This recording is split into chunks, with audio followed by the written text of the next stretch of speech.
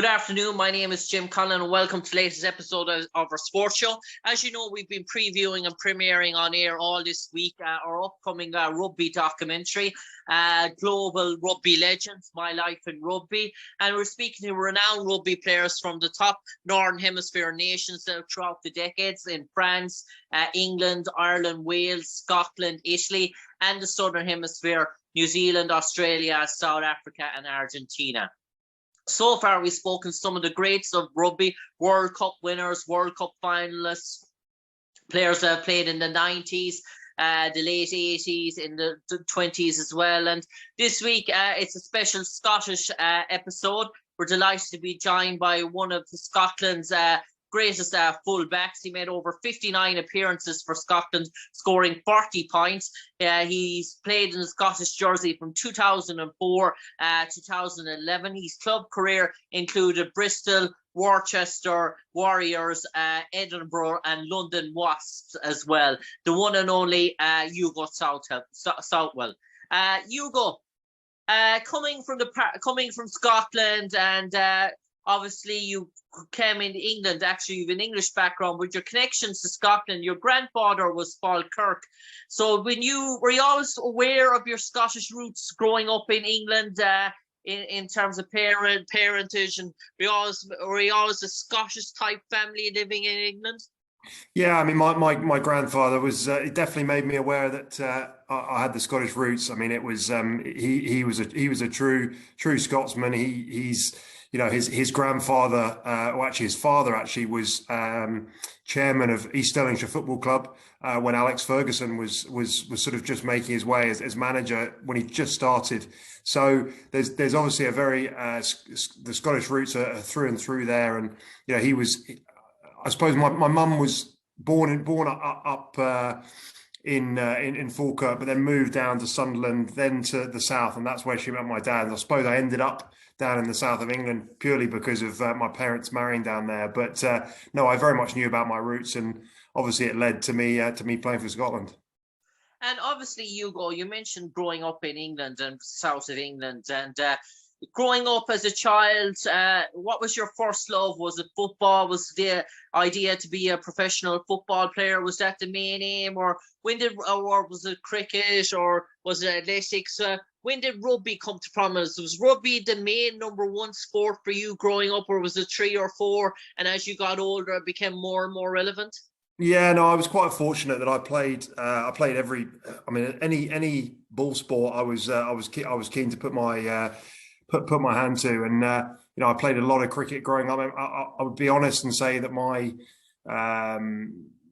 target was to play professional cricket. That was my first sport. I went through the ranks at Sussex playing county cricket all the way through up to second team when I was sort of in the under-19s. So I was playing Sussex under-19s. I was captaining under-19s and played a bit of second team cricket, and it didn't quite work out. And I suppose in hindsight, looking back, I mean, obviously I wouldn't change anything. I've had a great career rugby-wise, but I think if I'd been a different 19-year-old at the time, I probably would have switched counties and gone and tried to get a contract somewhere else. But I felt that I'd given everything to Sussex over a period of 10 or 12 years. And so I decided to go to university. I just, fresh start. I'd always played rugby, but never, ever thought, right, this is going to be a career that I'd like to go into. I went to university in Bristol, and got spotted during the varsity match between University of West of England against Bristol, and got invited for a trial at Worcester during my final year at uni. So I was doing my finals in May,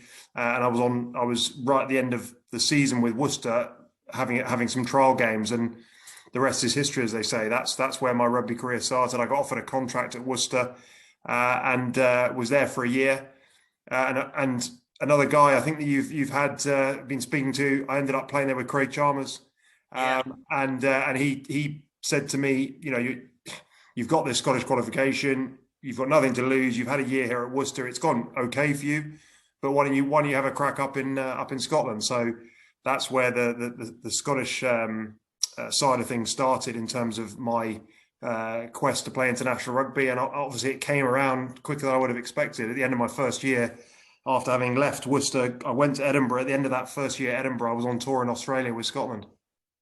And Hugo, you mentioned university. What were you studying academically in university? And had your parents wanted you to go down a profession? Could you have been an engineer, a doctor, a business, marketing? What was the aspirations from the Southwell parents in terms of what they wanted Hugo to do professionally? Because bear in mind, when rugby was in its infancy in terms of professionalism at that sort of stages as well. So it wasn't having the big bucks as soccer players, the likes of Beckham's and the Scholes were sort of getting as well. People were conscious that, well, it's early in its infancy in professionalism. There mightn't be that big, massive salary to come with it, that you might need something to fall back on if you had one serious injury. Yeah, I mean, I don't think the expectation was huge from both my parents. Neither of them went to university. Neither of them had that sort of expectation. I think they were happy that I was happy doing what I wanted to do, and it was purely my choice to go to university. I think I just needed a change. I'd given so much to trying to be a pro cricketer that I needed just a change of scene, and out the house, away from home, different city, and that's what I decided to do. And the fact that it led me to a professional rugby career is one thing, but also as you asked initially, what was it in? I did business studies. So, now fast forward 15 years, having had a professional rugby career, and that's not that you can use that uni degree from 15 years ago, but I'm now in business. I'm in the corporate world and thoroughly enjoying it. And Hugo, you mentioned everything went sort of fast-tracked in terms of college and then joining Edinburgh. And you had 53 appearances for Edinburgh and 40 points. And when you arrived at sort of Edinburgh, were you thinking to yourself, right, I'm new to this game. I'm up against lads here that have been coming through Scotland under 14 teams, Scotland under 16, 18s up along, and that I have to prove myself to these boys that I belong, or were they aware of your sort of backstory? No, I wouldn't say they were aware of my backstory at all. As you say, people had come up through the under 19s, I think under 19s then, it's now under 20s, obviously.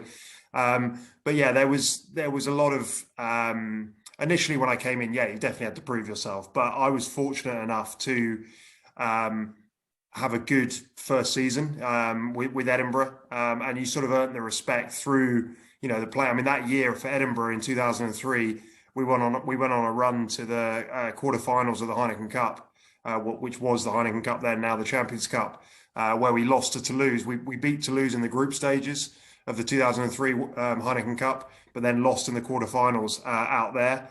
But it was a huge experience, huge run. Obviously, playing at that top level at that time, and that gave me the experience and I suppose the respect from everyone around who I was playing. I mean, we had Todd Blackadder at the time, who was our captain. So we had a pretty good side. Brendan Laney was obviously playing, and Chris Patterson. Guys that have played a lot of times for Edinburgh, and obviously for their respective. Brendan Laney played for Otago and Canterbury with Todd Blackadder. So some real quality players. And as I say, you earn the respect by playing well. I was young. I wasn't that young, because don't forget I had university. So I was 22. So I was a bit further on than most people now when they start playing professional rugby. But yeah, no, I just earned the respect from playing well, and that hence allowed me to get selected in the what was then an enlarged squad. Now they take 28 players to 25 players maybe on tour in the summer. We had I think 43 players that went to Australia at the end of that year in 2004, and I think I was potentially the 43rd player on the team sheet on the squad list. And you made your debut in 2004 against Samoa in New Zealand. You came on at a stage, but your actual debut in terms of starting was a try-scoring debut against Australia in the 2004 Autumn International sort of series. But when you arrive on a Scottish sort of setup and you're going in there and you're training international level, and you get to be involved in a back row with Gregor Townsend, one of the all-time Scottish greats, what was that sort of like in terms of working with that? You had Kenny Logan there as well, in terms of Greg and Kenny's influence on the backs. Was it they called the roost in terms of what you were trying to do in terms of Yeah, well, I actually came. I came in after them. They had already retired. So Gregor was actually my backs coach when I was first. He's obviously now gone full circle and he's head coach for Scotland. But no, those guys had already retired. So my sort of era was, Chris Patterson. So the back three was sort of me, Chris Patterson, Sean Lamont.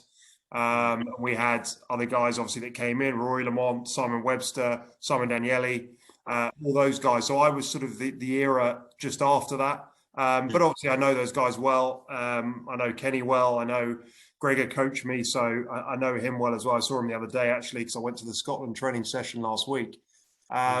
So yeah, I mean, you're following in footsteps of some pretty, Gavin Hastings obviously before me, Andy Irvine before that. All sorts of quality players that have been Lions, have been stalwarts in Scottish rugby, not just in my position, but also in the history of the game up here. So, I don't look back on anything, irrespective of what I've said to you before about the cricket. And I look back on my career and, I was very fortunate to get the opportunity. When I got the opportunity, I feel that I took it. I mean, just going back, just a little story, going back to the tour in the summer against that summer of 2004 in Australia. I was playing on the Thursday night for effectively what we call the Dirt Trackers against New South Wales Country in Wollongong. And effectively the first team had gone. The Scotland first team had flown over to Wellington to play against Samoa. We were playing on the Thursday night in Wollongong, just outside Sydney, against New South Wales Country. I got a call. I was like 27th man, so I was probably two guys down injury-wise from being on the bench even in Samoa against Wellington. Bear in mind that game was on the Saturday, and I got a call straight after I'd finished the game in Wollongong and said, you need to get on a flight because one of the guys has gone down on the beach. He's done Tom Phillip. I don't know if you remember Tom Phillip playing the centre. He'd done his knee on the beach playing touch. He'd done his cruciate in preparation for going to Samoa in before they left in Australia. And then someone else had come down with a sickness bug. So I had to fly out as 24th man. And then on the morning of the game, someone else pulled out. So I was on the bench from absolutely nowhere. And if I look back on that now, during the game, I then went on as a blood replacement for Simon Webster. My first touch, I went on the left wing. First touch, I got an inside ball off Gordon Ross, off the tail of the line out, straight into the bread basket, straight through a gap, dropped it.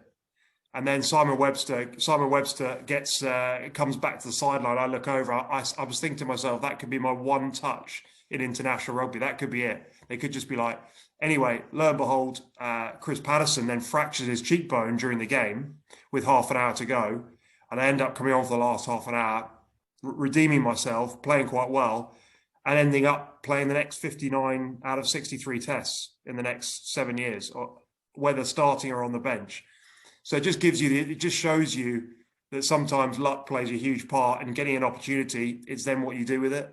And I guess that's sort of been my motto in life ever since that day when I got that opportunity. And I made the most of it, but I was very lucky in the first place to get that opportunity. Hugo, I spoke to David Humphreys earlier, an Irish international, and David, around that time, David was pioneering an Irish team that the Five Nations, which was heavily dominated by England and France. And it was the same for you in terms of Scotland as well and Wales. And how was that like in terms of those years competing when England and France were so dominant, and it almost felt like Ireland and Wales and Scotland were playing for that third place position most of the time? Yeah, that was difficult. I mean, we had some tough times. I mean, not just on the pitch, off the pitch. The SIU went through some pretty hard times in the first probably 4 or 5 years of my Scotland career. So from 2005, 2006 to 2011, it was really quite tough. So yeah, I mean, on the pitch, we competed pretty well in individual games. I would say the lack of consistency was very apparent in the games that we played. We beat, like, there was times when we had some amazing victories. We won 2006 against England at Murrayfield, and then 2008 we won at Murrayfield. 2010 we drew, so we didn't lose at Murrayfield against England for a long period. So those are obviously stick out in the mind. But there was also some losses to Italy in that time as well, and obviously, as you say, England and France were very much the form teams of that era. Dotted in between, obviously, you had an Ireland Six Nations victory somewhere in there. I can't remember when it was, and also there was a Welsh period as well. So I don't think it's been, in my era, I don't think it's been a total England France domination. But yes, they were the teams to sort of aspire to be, I guess, in those. In most of the times. And Hugo, in terms of playing against Australia and South Africa and New Zealand and getting the chance to challenge yourself against some of the greats of the Rugby World Cup era, the likes of Brian Habana, these sort of players, and being a fellow back yourself, did you start to relish those chances when the likes of Joe Ratakoko, Alusha Tikiri, Brian Habana, Israel Drag, these type of players? Was that the sort of what stirred you, motivated you even more when you saw the likes of Sterling, Mark Clough coming to Murrayfield and these type of players? Yeah, no, for sure. I mean, if you look back at the era, I mean, my first start was, so I played obviously that game in Samoa off the bench against Samoa in Wellington. But then the following weekend, I made my starting debut in the Telstra Dome in Melbourne. And it was the Queen's birthday, so there was a game. There was Aussie rules games on Friday, Sunday, and Monday, and our rugby test was on the same pitch, sandwiched in between. So the crowd was obviously 60,000 people there, and the back three for that game were Lottie Dikiri, Wendell Saylor, and Joe Roth. Big boys. Yeah, exactly, and Joe Roth. I always remember it because we swapped shirts after the game. Joe Roth's 93rd cap and my first start, my second cap. So, those sort of things, again, stick in the memory. You're playing against, and the back line was Gregan, Larkham, Mortlock, and the centre, Nathan. Anyway, it will come back to me probably by the end of this call, but some backline, and you look at that and you think, gee, that was, and we actually played pretty well. And those were the experiences, as you say, the World Cup at Murrayfield in 2007. We played the All Blacks, and again, the back three was Sivivatu, Rokokoko, and Mills Mulaina wasn't playing. It was Leon McDonald that day, but not exactly a bad replacement. It was his 50th cap that day. So some great memories from all these different experiences that I've had and the players I've played against.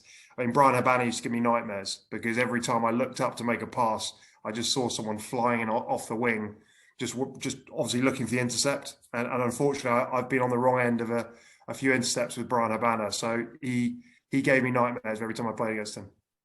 And I'm going to mention an Irish guy to you as well, obviously. And when you're defending in a back row and in terms of getting set in the backs and when Ireland are attacking, when you see the ball going to Brian O'Driscoll's hands and you're playing against him, is the tendency to, I'm going to come off my wing just in case he steps inside the centre, or you think to yourself, I'm going to hold the line because Brian has the ability to flip that ball over my head and put someone like Keith Earls or someone like that through, a Shane Horgan through. There's always tendency where he always on guard for yourself. Was always been a nervous tension when you saw Brian with the ball in his hands.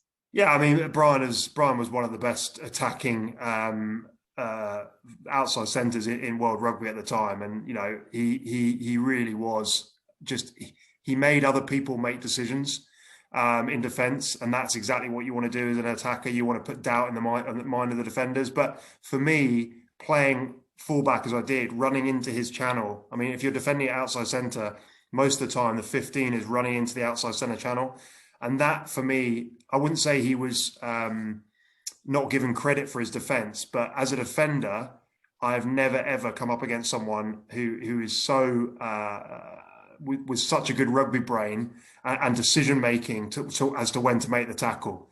And that for me was the biggest thing about him. If I was running into contact, as soon as I tucked the ball under one arm, boom, I was getting hit. I was getting smashed. And it was that decision making for when he would step in to make the tackle. He would never overcommit too early. He would give you a bit of space. And then as soon as he saw that you weren't going to pass it, that's when he made the decision. And I think that's what made him the most, as good as his attacking ability was, the most all-round and complete outside centre that the British Isles has probably seen in a long time. So, he really was British Isles and Ireland. So he really has been, a phenomenal player, or was a phenomenal player.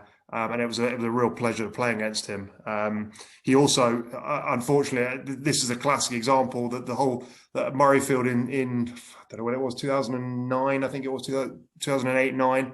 I got on the wrong end of a Brian, going for the try line, a wrong end of a Brian O'Driscoll tackle, and the next thing I know, my shoulders sort of popped out the back of, and I'm having my shoulder put back in by the doctor in an operation. So, just shows defensively how physical he was and the commitment as well. I mean, that was me going for a try, and there was no way he was going to let me score. And Hugo, speaking about injuries, how disheartening was it for you to miss the 2011 World Cup with that knee problem that you sort of endured? And did you feel at the time that you could come back for another World Cup, or were you building for that sort of World Cup, and for it to end in such heartache for you? Was it such a major disappointment? Yeah, I mean that was disappointing, but I mean I was 31 then, and I think it was as much as the injury forced me out of the World Cup, I would have been fit for the World Cup. It was a bit of a tricky situation. I don't know if you probably you can't recall that at the time I was leaving Stade Francais, or I was about to leave for Stade Francais, and I'd got injured 2 weeks before, or about 2 weeks before I was due to sort of sign an extension with Stade Francais. And that got pulled because of my injury, even though it wasn't a drastic, it was a medial ligament injury. So I was probably going to be out for 8 to 12 weeks. But that meant, I think it was more of a Michael Checker at the time, who was coach, was looking for it suddenly needed a fly half in the Stade Francais squad. And so he said, I need to free up some money for a fly half. So unfortunately, I'm going to have to release you. Well, I was injured. I was training with Scotland and I didn't have a club, and I was 31. So I actually, and this is what unfortunately happened, is I went to Andy Robinson at the time, and I said to Andy Robinson, I'm injured at the moment. I'm going to be fit potentially 1 or 2 weeks before we leave for the World Cup. So I need to have some sort of, the clubs that I'm talking to from a club perspective aren't going to sign me until November because we won't be back to the World Cup, from the World Cup till November. And as you know, your main salary is from your club. So that's my day-to-day job. So I said to Andy Robinson, I said, I appreciate you can't tell me if I'm going to be in the starting side, but can you tell me whether you're intending to take me to the World Cup? Because if I stay here all this time and no club signs me, then I'm going to come up short. And he said, no, I'm sorry, I can't give you that information, which is totally fair enough. That's his call. But I said, well, I'm going to have to make a decision now whether I just pull out completely of the World Cup, which is a huge decision for me. Even though I'm going to be fit a week, maybe 10 days before.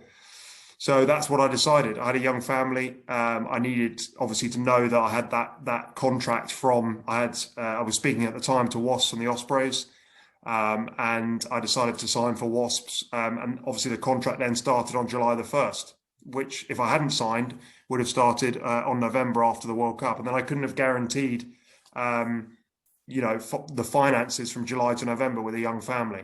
So that was a decision I took, which I would say sort of prematurely probably ended my Scotland career while Andy was still in charge. It was a decision I had to take, but that was one I absolutely, yes, while I was gutted I missed the World Cup, it's one I do not regret in any way. And Hugo Southwell, finally, before I let you go, if you looked in the mirror and you look back at the professional rugby player in your era, in your pomp, how would you describe Hugo Southwell, the rugby player? What was his main attributes, if you could summarise him up in 2 sentences? I would say a good defender, read the game very well, and a good left boot. Probably, yeah, could have had a go a bit more, could have attacked a bit more. If I look back on my career, probably think, right, I could have, you know, yeah, probably didn't get the most out of my attacking ability. But in terms of from a defensive perspective, from a reading of the game, and from a, you know, a left foot, a big left foot, that's definitely some of the positives of me as a player. So yeah, and also temperament. I mean, I captained quite a few sides that I played with. And, you know, I was vice captain at Stad and obviously, you know, captain Wasps as well. So I think temperament for me was, you know, quite level-headed in the heat of the moment. On that note, Hugo Southwell, pleasure talking to you today. 2004 to 2011, 59 appearances, 40 points for Scotland. Also played for Bristol, Worcester, Edinburgh, London Wasps as well. Made his debut for Scotland in 2004, try-scoring debut against Australia. Hugo Southwell, you finished your Scotland career, 59 appearances, 49 points. Thanks for taking the time to speak to us today as we look back on your story in professional rugby. Thanks a lot, Jim. Thank you. Take care, Hugo. Cheers, thanks. Bye.